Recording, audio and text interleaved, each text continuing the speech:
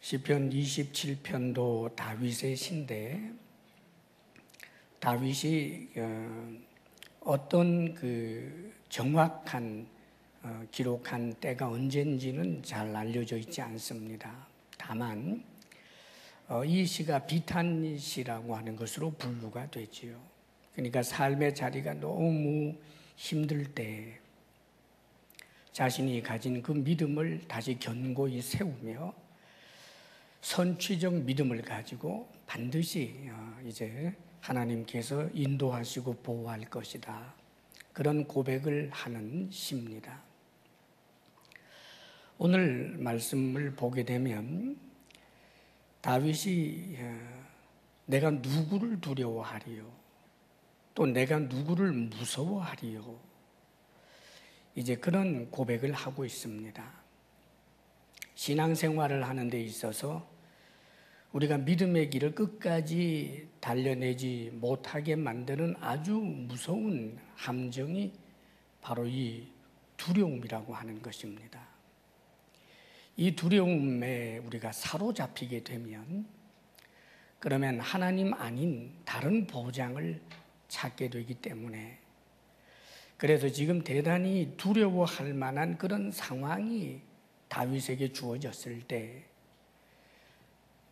누구나 두려워할 수밖에 없는 일이지만 그러나 이 두려움을 극복하고 이겨내기 위해서 자신의 믿음을 더욱 견고히 세워내는 그런 다윗의 모습을 보게 됩니다.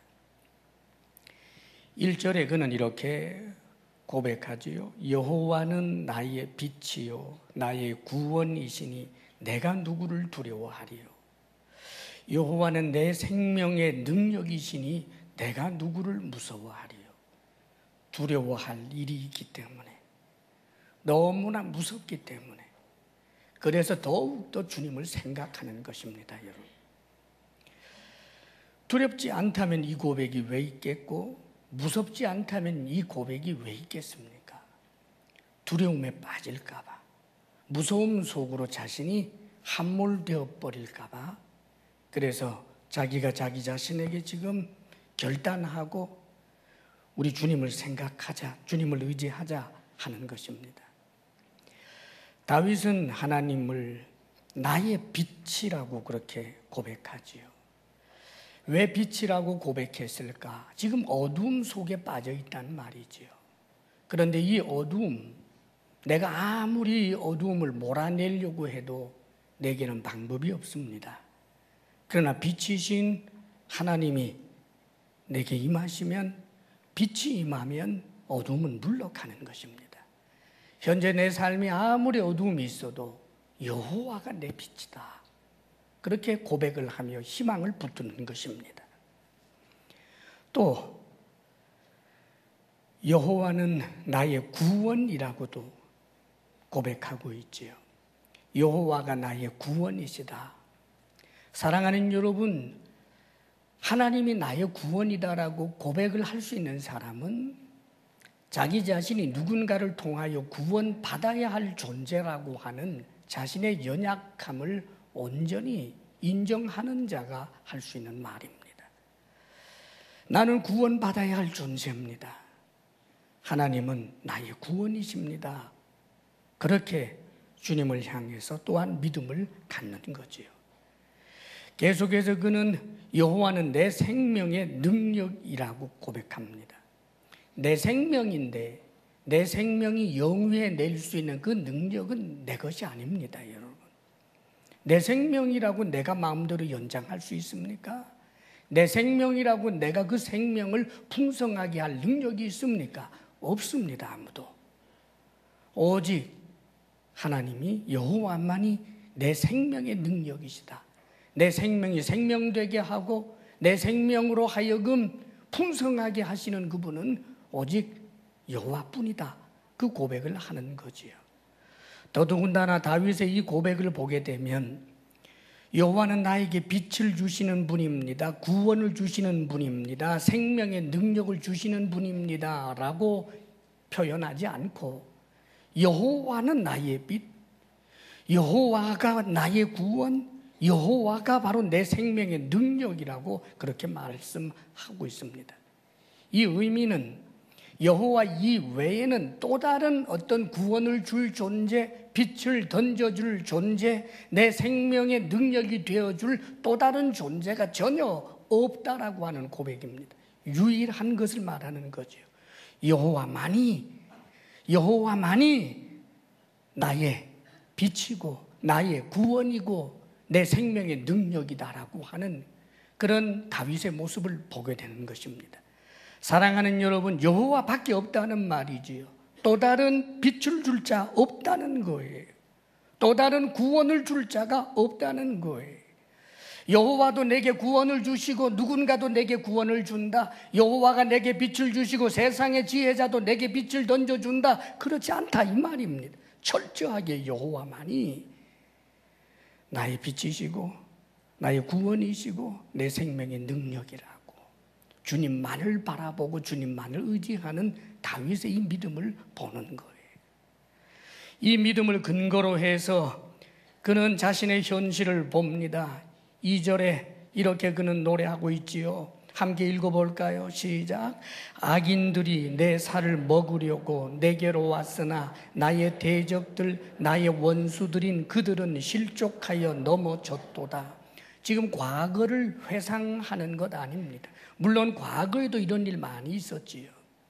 지금 완료형으로 이렇게 쓰고 있는 이 뜻은 무엇이냐 하면 완전히 앞으로 이들이 우리 하나님께서 나의 빛이시고 구원이시고 생명의 능력이시기 때문에 나를 겨냥하여 나를 해하기 위하여 내 살을 먹으려고 다가온 저 악인들이 반드시 무너진다라고 하는 것에 대한 분명한 확신으로 하는 고백이 지금 과거형으로 말하는 거예요.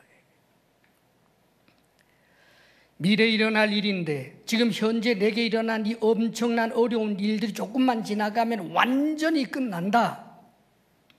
이 믿음을 보이고 있는 거예요.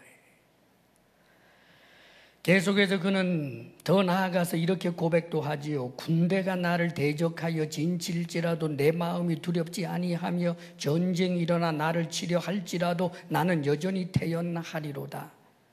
지금 군대가 대적하여 진친 것은 아닙니다. 전쟁이 일어난 것은 아닙니다.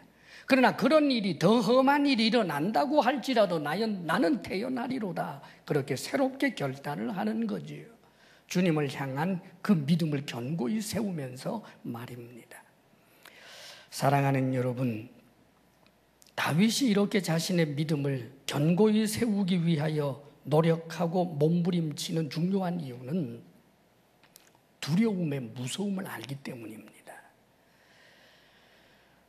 이 세상에 악인들이 많지요. 누가 누구를 괴롭혔다, 해롭혔다, 해를 끼쳤다, 이런 소식들 우리가 많이 듣습니다. 그런데 여러분, 그 악인이 나를 노려보면서 내 살을 먹으려고, 나를 죽이려고, 나를 해하려고 그렇게 다가온다면 얼마나 두려운 일입니까?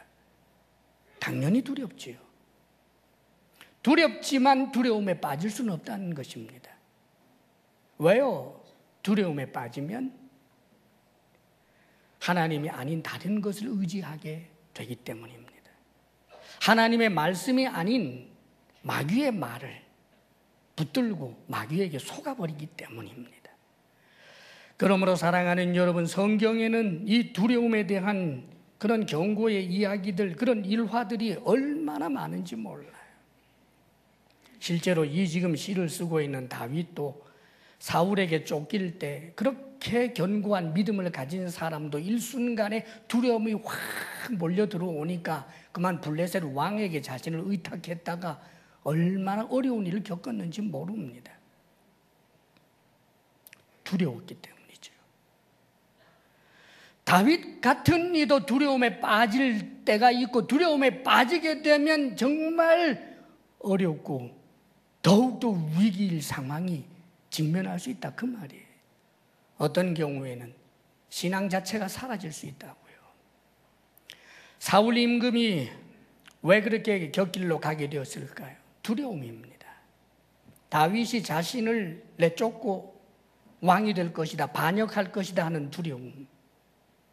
그리고 제사장만이, 즉 사무엘만이 하나님 앞에 제사를 드릴 수 있는데, 사사가 드릴 수 있는데 자기가 사무엘이 늦게 온다고 제사를 드리게 된 이유도 다 두려움 때문입니다. 성경에 보면 아브라함이 애굽에 내려갔다가 자신의 아내 사레가 너무 이뻐서 그 이쁜 사레를 빼앗으려고 자기를 죽일까 봐 아직 일어나지도 않은 일을 먼저 두려워하잖아요. 상상 속에서의 두려움. 당신이 너무 이뻐. 그래서 이집트 사람들이 아마 당신을 보면 당신을 빼앗아 가기 위해서 나를 죽일 거야. 그러니까 당신이 내 누이라고 하자.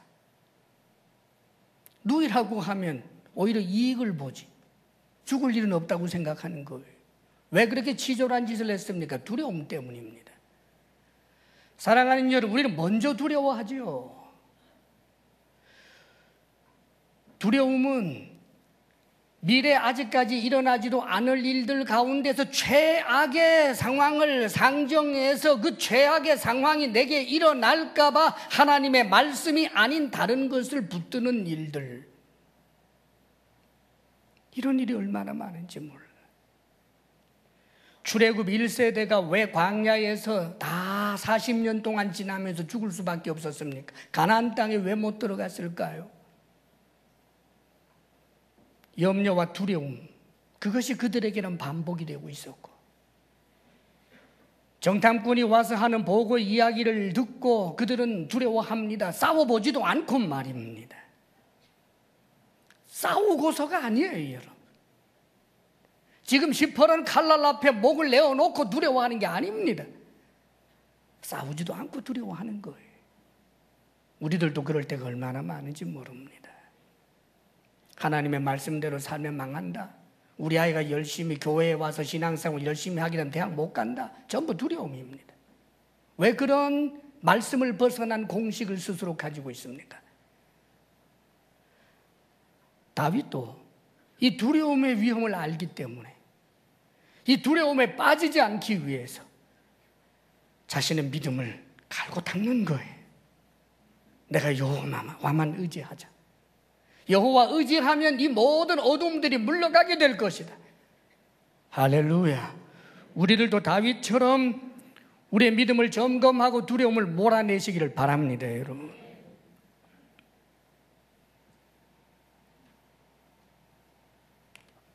위대했던 주의 종들이라고 해서 두려움이 없었던 사람들이 어디 있겠습니까? 모세도 두려움이 많았지요. 모세가 두려워한 것, 하나님께서 나타나셨다고 내가 내 민족에게 가서 이야기를 하면 누가 믿겠습니까? 정신병자 취급할까 봐 무서웠어요. 두려웠습니다.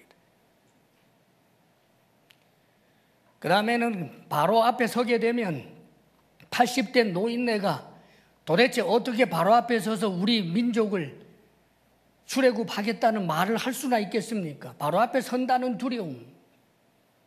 근데 사랑하는 여러분 아십니까? 두려움은 있었지만 이 두려움을 극복하고 난 다음에 위대한 사람 모세가 있을 수 있었습니다. 여호수아도 마찬가지지요. 모세가 죽고 난 다음에 이스라엘 백성들을 이끌어야 한다는 최고의 지도자라고 하는 자리가 얼마나 무섭고 두려웠는지 모릅니다. 그런데 하나님께서 여호수아에게 약속하십니다. 내가 모세와 함께 있던 것과 같이 너와 함께 있겠다. 그러니 담대하라. 마음을 강하게 하라. 내가 결코 너를 버리지 아니하고 떠나지 않겠다. 하나님이 주신 보장은 말씀이었습니다. 이 말씀을 믿음으로 붙들고 두려움을 극복하게 되었을 때 여호수아가 여호수아 된 것입니다. 사랑하는 여러분, 이사야라고 하는 선지자, 그 위대한 선지자가 세움을 받을 때 하나님께서 이사야에게 하셨던 말씀, 두려워 말라 내가 너와 함께 함이니라. 놀라지 말라 내가 네 하나님이 됨이니라. 내가 너와 함께 하겠다고 약속하신 그 약속의 말씀을 붙들고 계속해서 솟구쳐 오르는 이 두려움을 짓밟아 뭉개버리고 나서야 대선지자 이사야가 나올 수 있었습니다. 사랑하는 여러분, 두려움의 포로가 되지 않기를 다시 한번 주의 이름으로 축복합니다.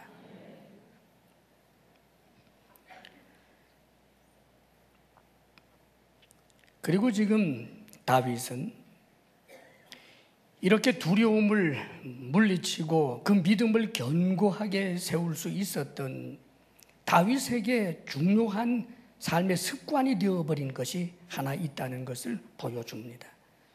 4절 말씀을 우리 함께 읽어보겠습니다. 시작. 내가 여호와께 바라는 한 가지 일 그것을 구하리니 곧 내가 내 평생에 여호와의 집에 살면서 여호와의 아름다움을 바라보며 그의 성전에서 사모하는 그것이라. 아멘. 내가 여호와께 바라는 한 가지 일 그것을 구하리니, 옛날에도 구했고 지금도 구하는 것, 그 소원이 있다는 거예요. 그것은 내 평생에, 이 땅의 삶이 마감되는 그때까지 내 평생에 여호와의 집에 살면서 여호와의 아름다움을 바라보며, 여호와의 아름다움은 이 외모를 말하는 게 아니죠. 눈에 보이지 아니하는 하나님의 외모를 어떻게 보겠습니까?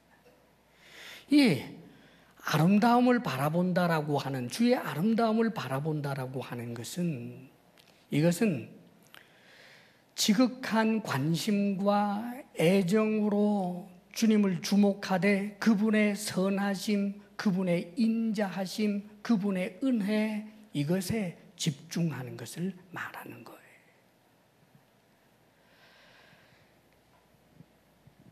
그리고 그의 성전에서, 역시 여호와의 집이죠. 그의 성전에서 사모하는 그것이라. 누구를 사모하는가? 역시 여호와 하나님을 사모한다는 말이에요.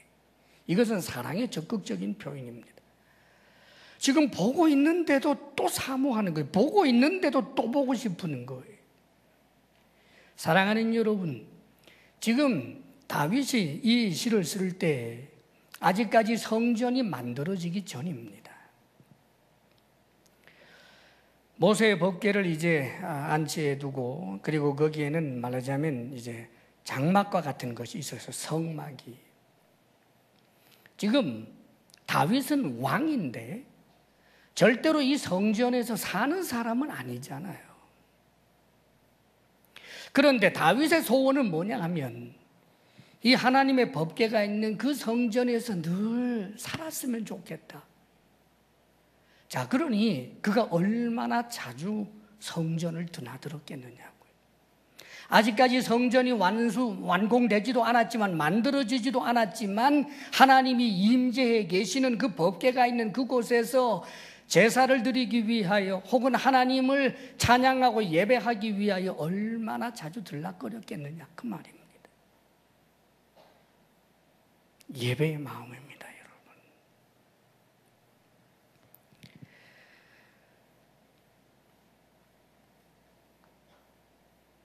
오늘날 우리가 이 마음을 가져야 되는 거예요.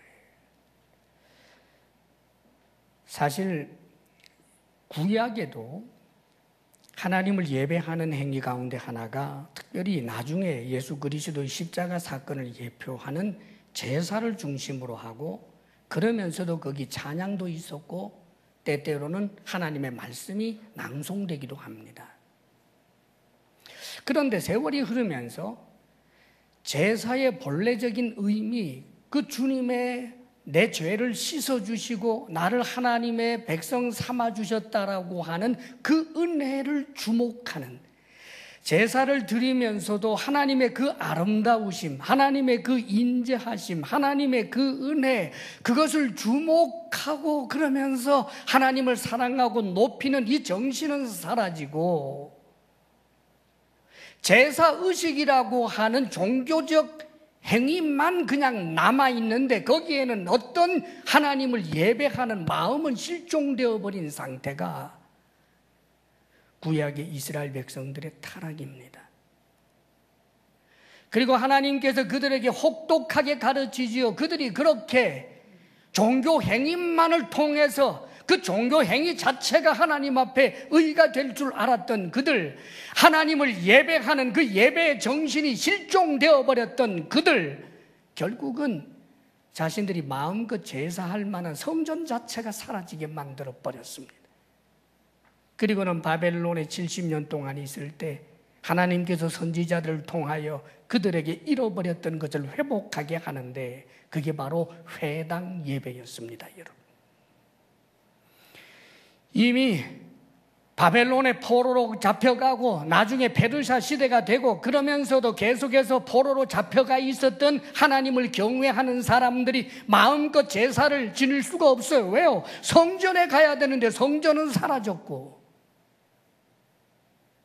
그럴 때 회당 예배를 통해서 예배가 회복되는 것을 경험하고, 나중에 우리 예수 그리스도께서 이 땅에 육신으로 오셨을 때 우리 주님께서는 언제나 안식일이 되면 또 다른 때에도 자주 어디에 가셨는가? 회당에 가십니다. 회당에 가셔서 그 회당의 그 무리들, 그들과 함께 하나님을 높이는 찬양과 하나님의 말씀을 봉독하기도 하고, 주님께서 그 말씀의 의미를 가르치는 주의 말씀을 전하는 일들도 하시고, 할렐루야, 그 예배를 회복시켜 주셨다, 그 말입니다. 아직까지도 이스라엘의 성전이 지금 회복되지 않았습니다. 그러나 저들이 아직까지 예수 그리스도를 통한 단번의 그 제사와 그리고 하나님을 향한 그 예배의 의미를 사실 그들이 아직 모르고 있지요. 복음이 저들에게 온전히 전달되는 그날 아마 저들이 주님 앞에 온전한 예배를 드릴 줄로 믿습니다. 할렐루야. 사랑하는 여러분, 여호와의 집이 사람이 지어놓은 대리석으로 만들고 아름답게 금칠을 한 바로 그것이겠습니까? 사랑하는 여러분, 하나님의 성전이 정말 돌로 장식하고 금으로 장식한 그 전이겠습니다? 아닙니다. 여호와의 집은 교회입니다. 교회는 예수 믿는 우리들입니다. 교회는 예수 믿는 우리들이 모이는 것. 흩어지는 교회는 모이는 교회를 전제하지 않고는 존재하지 않습니다, 여러분. 그렇기 때문에 이 땅에 교회가 생긴 이래로 사도들 시대에는 거의 매일 성전 마당에 모였습니다. 모여서 하나님을 찬양하는 거예요. 하나님의 은혜를 주목하는 거예요. 하나님의 인자하심과 그 자비하심을 주목하는 거예요. 단번에 우리를 위하여 십자가에 못 박혀 죽으신 그 예수 그리스도의 은혜를 생각하고, 이런 예수님을 보내주신 하나님의 인자하심과 하나님의 그 사랑을 주목하는 것입니다. 그리고는 끊임없이 하나님을 높이고 하나님을 사랑하고 하나님을 사모하는 것, 그게 뭔가? 예배입니다, 여러분. 지금 이 시대의 위기는 예배가 무너지고 있다는 것입니다. 예배가 형식이 되어버리는 것입니다.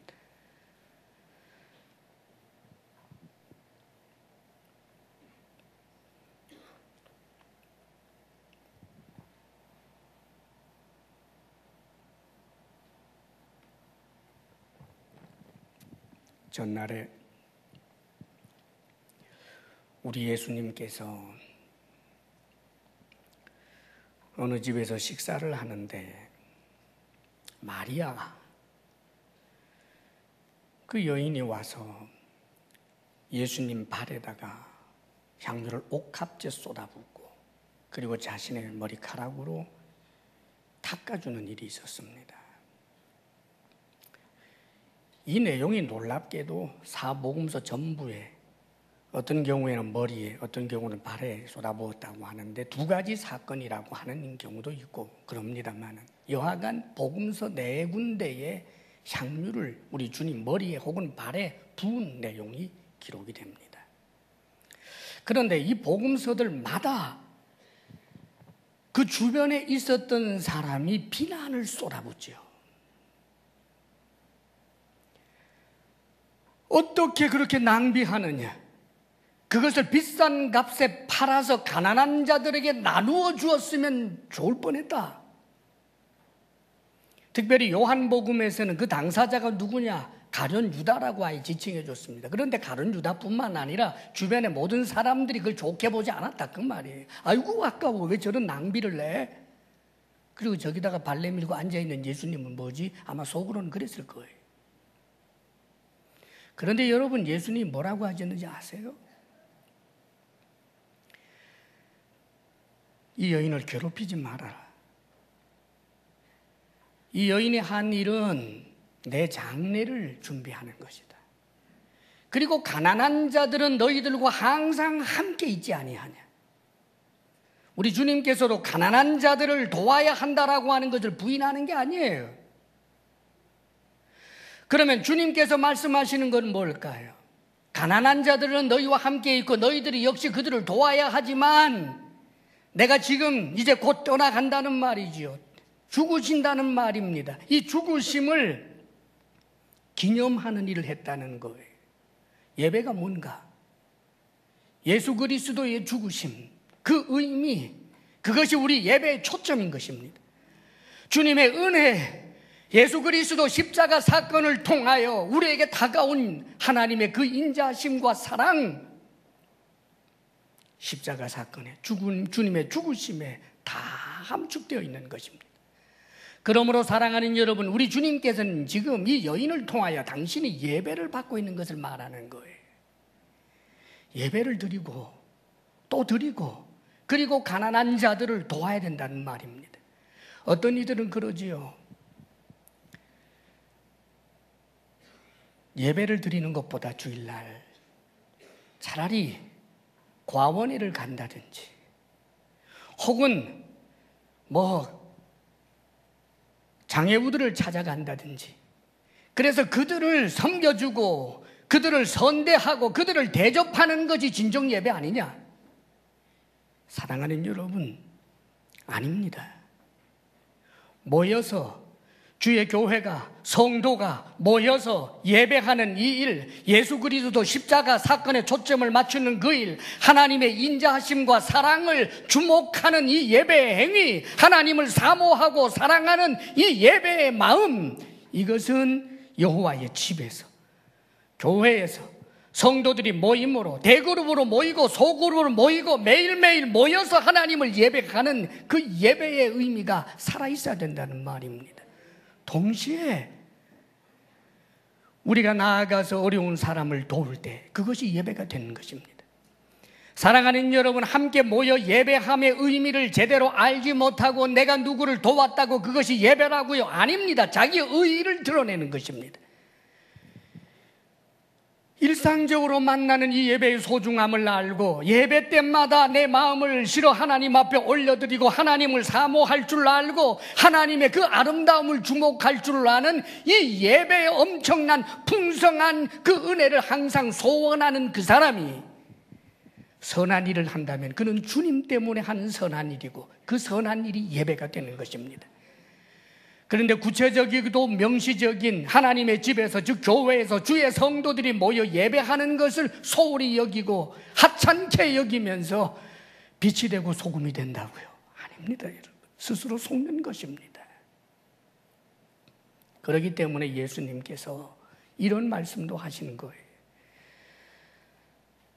제단에 하나님 앞에 예물을 드리려다가 형제에게 원망 들을 만한 일이 생각나거든 예물을 그대로 내버려 두고 가서 그와 화목하고 난 후에 와서 예물을 드려라 그랬습니다. 하나님 앞에 예물을 드림이 화목하는 일보다 더 수준이 낮은 것이고 화목하게 하는 일이 더 중요하다, 이런 뜻이 아닙니다. 여러분, 예배를 예배되게 하라 그 말이었어요. 다시 말하면 형제하고 화목하면 그것이 곧 예배니라, 예물 드릴 필요 없느니라, 그렇게 말씀하신 적이 없습니다. 예배 드리기 위하여 하나님 앞에 섰는데 부끄러운 것이 생각이 났습니다. 그러면은 이 예배가 예배되게 하기 위하여, 이 예배가 정말 하나님이 받으시길 만한 그런 예배가 되게 하기 위하여 화목하고 선을 행하고 하라는 이야기지. 얘야, 형제하고 화목하면 그게 예배니라, 와서 예배 드릴 필요 없느니라, 그런 말씀 하신 적이 없습니다. 화목하고 와서 예물을 드려라. 사랑하는 여러분, 진정으로 여러분의 예배가 하나님께서 받으실 만한 예배, 이 다윗처럼 이것이 소원이기를 바랍니다. 내 소원은 진정으로 하나님을 향한 예배자가 되는 것입니다. 진정으로 하나님의 아름다움을 볼 수 있는 자가 되는 것입니다. 예배 자리에 나올 때마다 하나님을 사랑하고 사모하는 마음이 풍성하게 일어나는 그런 사람 되는 것입니다. 이 소원이 다윗으로 하여금 참 믿음의 사람이 되게 하는 거예요. 그리고 다윗은 그가 하나님을 예배할 이유를 5절에서부터 6절까지 말씀해 주고 있는데, 이 5절 말씀 함께 읽어보겠습니다. 다 같이 시작. 여호와께서 환난 날에 나를 그의 초막 속에 비밀히 지키시고 그의 장막 은밀한 곳에 나를 숨기시며 높은 바위 위에 두시리로다. 원어상에는 4절에 되는 이유라고 그렇게 이제 시작을 하게 됩니다. 그러니까 하나님을 예배하는 그 중요한 이유를 5절에서 밝혀주는데 이렇게 말하는 거죠. 여호와께서 환난 날에 나를 그의 초막 속에 비밀히 지키시고, 하나님을 의지하기 위하여 하나님께 나아갔더니 그것을 지금 다윗은 초막이라고 그렇게 표현해 주고 있습니다. 초막 얼마나 허술합니까? 초막 뻥뻥 뚫려 있습니다. 그런데 여러분, 누가 지키신다고요? 하나님이 비밀히 지키신다는 거예요. 우리가 환난 날에 하나님을 의지하는 그 하나님 앞에 나아가는 그 모습이 지극히 초라해 보여요, 여러분. 그러나 하나님이 지키신다고요. 그리고 그의 장막 은밀한 곳에 나를 숨기시며 이렇게 표현합니다. 장막, 이것은 접었다 또 뭐 폈다 하는, 말하자면 이 움직일 수 있는 그런 성전 역할이잖아요. 광야에서 하나님께서 우리와 함께 하시고 하셨던 그 모습을 지금 보여주는 거예요. 나와 함께 하시는 하나님. 그런데 그 장막 어디에 나를 숨기셨는가? 은밀한 곳, 이것은 지성소를 표현한단 말이에요. 지금 다윗은 제사장이 아니기 때문에 그는 지성소에 들어갈 수 없는 사람입니다. 그런데도 지금 놀랍게도 신약적 의미가 여기 담겨져 있어. 이 은밀한 곳은 지성소인데 지금 그곳에 하나님이 숨기신다는 거예요. 절대로 하나님이 빼앗기지 아니할 하나님의 안방, 어느 누가 있어 하나님의 안방을 빼앗겠습니까? 그런데 그곳에다가 숨기신다는 거예요. 그리고 표현합니다. 높은 바위 위에 두시리로다. 높은 바위, 큰 바위, 활을 쏘아도 닿을 수가 없고 창을 던져도 닿을 수가 없는, 원수들이 절대로 손댈 수 없는 저 높은 바위, 신약적 의미로는 예수 그리스도를 의미합니다. 할렐루야. 우리 주 예수 그리스도, 반석이신 예수 그리스도, 십자가 구속의 은혜 위에 서 있는 그를 어느 누가 해할 수가 있겠습니까, 여러분? 이렇게 삼중적으로 환난 날에 지키시고 숨겨주시고 절대로 해할 수 없는 높은 곳에 세워두시는 분이기에, 그래서 하나님을 사모하고 하나님의 그 인자하심을, 하나님의 그 크신 은혜를 주목하고 바라본다라고, 이게 예배라는 거예요. 사랑하는 여러분, 저와 여러분은 하나님을 예배할 만한 충분한 이유가 있습니다. 오히려 다윗은 우리보다 선명하지 못했습니다. 그러나 우리는 선명합니다. 예수 그리스도 십자가 사건을 우리는 이미 지난 세대에 살고 있고 우리 속에는 성령께서 함께 계시기에 얼마나 다윗도 부러워할 만한 그런 시대에 우리가 살고 있는지 모릅니다. 예배할 만한 충분한 이유, 그 이유는 하나님이 나를 지키시고 나를 숨겨주시고 구속의 은혜로 원수가 손 못 대게 해주셨다. 할렐루야. 이것으로 우리는 충분한 것입니다. 여러분. 하는 일이 잘 안 된다고 예배 드릴 이유가 없다고요? 아닙니다, 여러분. 예수 그리스도 십자가 은혜만 생각하면 예배 드릴 이유는 충분해지고도 충분합니다. 그런데 여기 환난날이라고 표현합니다. 환난날. 물론 우리의 삶의 자리에서 내가 원하지 않던 좋지 못한 일들을 전부 환난날이라고 말할 수 있겠습니다. 그런데 여기서 환난날은 더 중요한 의미가 있어요. 사실은 환난날은 나로 하여금 죄짓게 할 수 있는 날들이 다 환난날이에요. 사실은 다윗이 환난날에 그 전자의 의미로서 항상 보호받았던 것은 아닙니다. 아들이 딸을 강간하는 일도 있고, 아들이 아들을 죽이는 일도 있고, 아들이 아버지를 죽이겠다고 날뛰는 일도 있고, 그런 일이 우리에게 일어났다라고 한다면 환난날에 나를 지키셨습니다. 그렇게 고백할 자신이 있습니까, 여러분? 이스라엘의 첫 번째 조상이라고 할 수 있는, 진정한 조상이라고 할 수 있는 야곱이 그의 사랑하는 딸이 동네 마실 나갔다가 강간당했습니다. 환난날에 나를 지키셨습니다. 나를 숨기셨습니다. 나를 높은 곳에 두셨습니다. 그렇게 고백할 수 있겠느냐고요. 실제로 성경에 보면 요시야라고 하는 왕은 전에도 없었고 후에도 없을 만큼 율법을, 말씀을 따라 살고 그 말씀을 적용하고 우상 숭배를 척결한 왕이라고 그렇게 높이 세워준 왕이 누군가? 요시야입니다. 그런데 39에 죽었습니다, 여러분. 8살에 왕이 되어서 그가 철이 들자마자 17, 18살 그때부터 종교개혁 일으키고 철저하게 하나님 말씀 붙들고 우상숭배 완전히 척결하고 말씀을 세우고 유월절을 새롭게 부활시키고 대단한 일을 해낸 사람, 성경조차 이 요시야는 전에도 없고 후에도 없을 위대한 왕이라고 칭찬해 준 그 왕이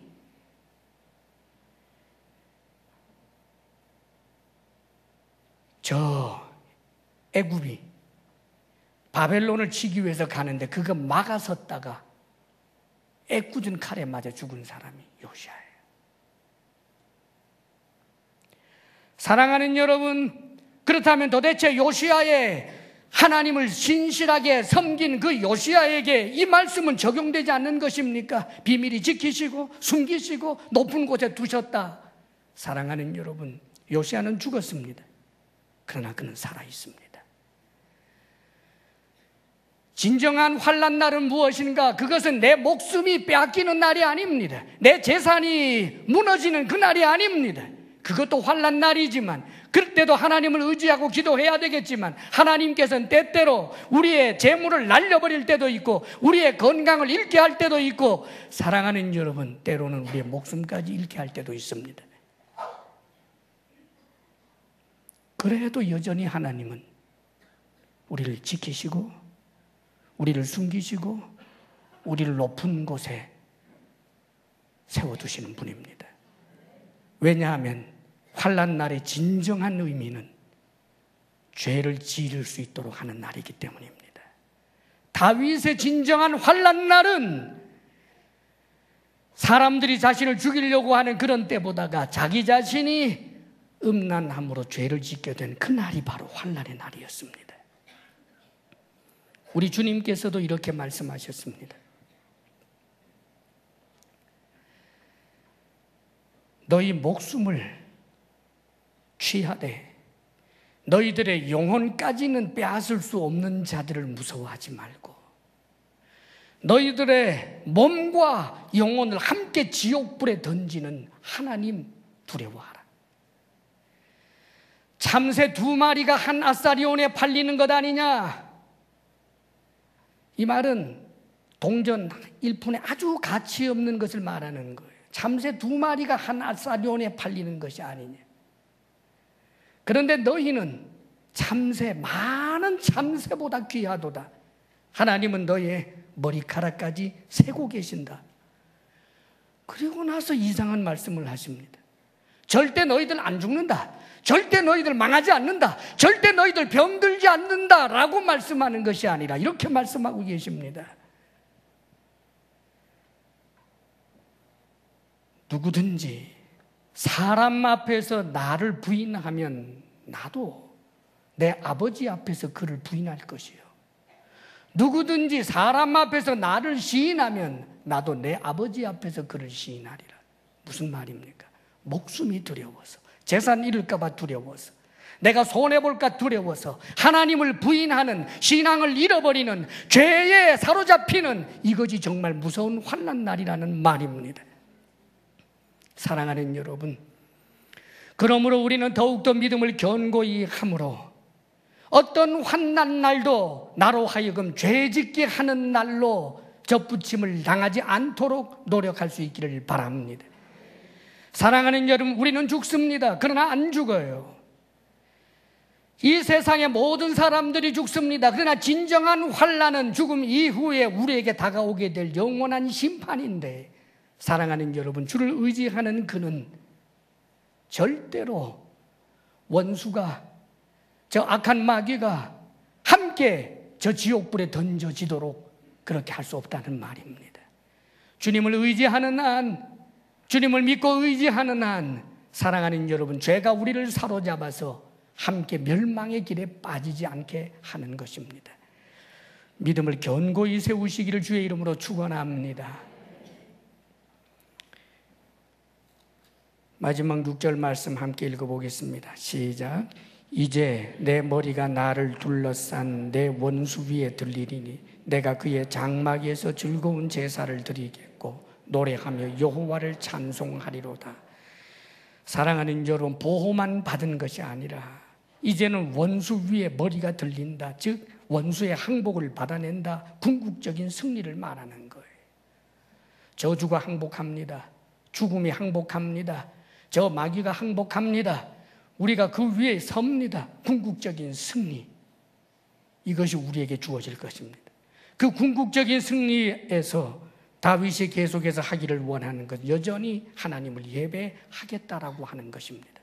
사랑하는 여러분, 우리가 나중에 구원을 얻고 이 땅이 정말 하나님 나라가 되고 난 이후에 모든 원수와 저주와 가난과 그리고 마귀가 지옥불에 다 쓸어 던져지고 난 이후에 우리가 하나님을 향해 할 일이 무엇이겠습니까? 예배입니다. 이것이 소원되기를 바랍니다. 궁극적 승리의 그 자리에 내가 있게 하소서.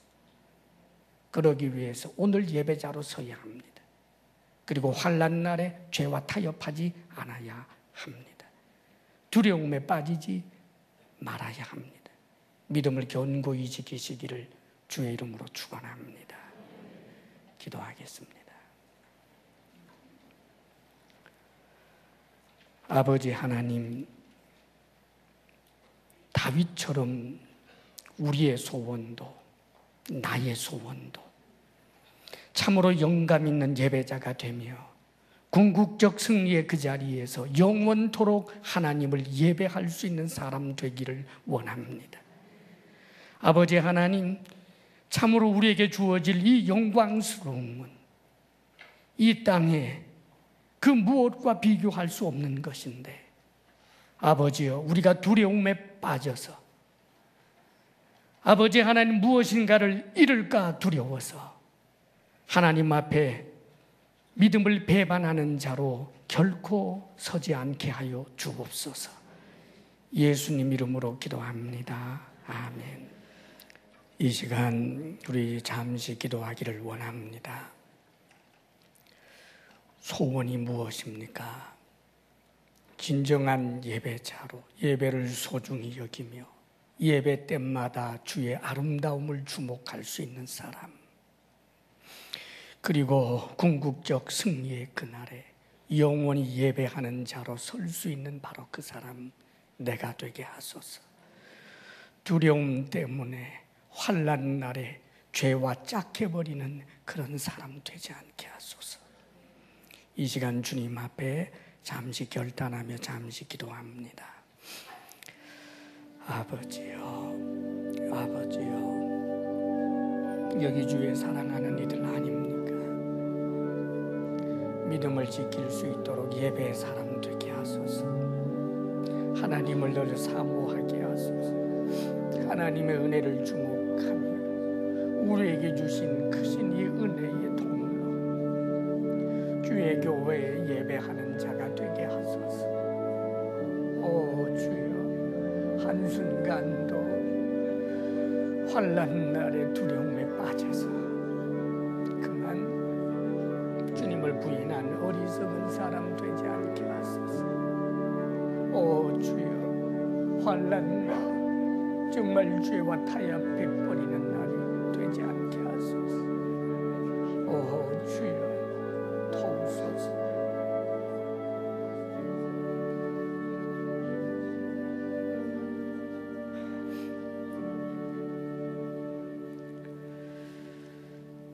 아버지 하나님, 우리가 무엇이고 한데 우리를 사랑하셔서 한없는 인자와 긍휼과 은총을 베푸사 우리 주 예수 그리스도를 우리에게 허락하시고 그분으로 인하여 우리가 하나님 자녀 되는 큰 복을 주셨나이까. 아버지여, 예배할 이유가 충분함에도 우리의 마음이 담겨져 있지 않은 종교 행위 혹은 예배를 시시하게 여기고 업수히 여긴 우리의 모든 허물을 용서하소서. 하나님의 그 아름다움을 늘 주목하며 하나님을 사모하는 예배자로 살며 궁극적 승리의 그날에 예배자로 영원토록 주님 앞에 있게 하여 주옵소서. 아버지 하나님께서 우리에게 주신 은혜 생각하며 우리가 마리아처럼 예물을 올려드립니다. 아버지 하나님, 힘을 다해 드리며 감사함으로 드리며 정직함으로 드립니다. 혹이 예물 가운데 죄된 것이 있다면 주의 보혈로 씻어 정하게 하시며 자격 없는 우리의 예물일지라도 받아 주시옵소서. 아버지여, 사랑하는 우리 성도들에게 일터의 복 주시기를 원합니다. 건강의 복을 주옵소서. 부부사랑 돈독하게 하옵소서. 우리들의 자녀가 하나님을 향한 온전한 예배자로 살아가게 하옵소서. 이제는 우리 주 예수 그리스도의 크신 은혜와 하나님 아버지의 한없는 사랑과 성령의 교통하심과 충만케 하심이 예배드림이 감사함입니다. 고백하며 나아가는 사랑하는 모든 성도들 위해 이제로부터 영원토록 함께 하시기를 간절히 축원하옵나이다. 아멘.